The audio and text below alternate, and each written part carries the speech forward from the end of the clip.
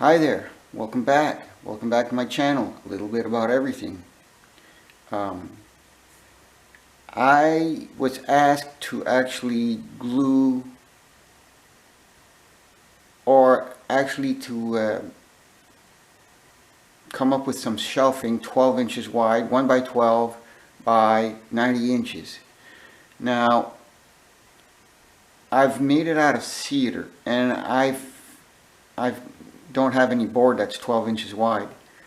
But I wouldn't want to put a board that's 12 inches wide out of any lumber somewhere for shelving because it's going to warp. So you have to glue it in a stack, right? That's the only way you're going to keep the straightness and strength of the part and prevent it from splitting, okay? Warping, splitting, and so on. So I came up with a way to do it, and also they wanted it to be live edge on one side. Well, how do you get a clamp on a live edge? It's not squared. It doesn't have a square corner on it, right? So I came up with a way to do it. Let's get you over there and I'll show you what I mean. So behind me,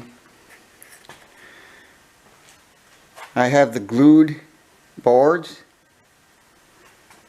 I had to make 4 of them, but this is 2 boards. I only have enough clamps to do 2 at a time. So what I've done was put a piece of lumber on either side, so that way I can clamp on both sides, because I tried only one side and the lumber would split open, right? It would fold over on one side. So I did it this way, and I put some tape on the bottom side so the glue wouldn't glue that little piece of lumber to my piece, so it's for ease of disassembly, right? So that's how I got it on there. And this is what it looks like.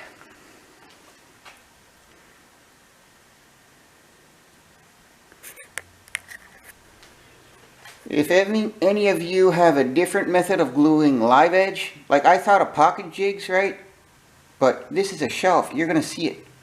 If it was like a top of a shelf or top of a cabinet, you're not going to see the top side, so you don't care if you put pocket holes up there. But on this shelf, you're going to see both sides. You're going to get a chance to glimpse at the top and probably lean over and see from the bottom as well. So it had to be good both sides. And this, if anybody has another way of doing it, leave a comment down below. I'm really interested in knowing how you would go about it. Hit the like button and subscribe. We'll see you next time.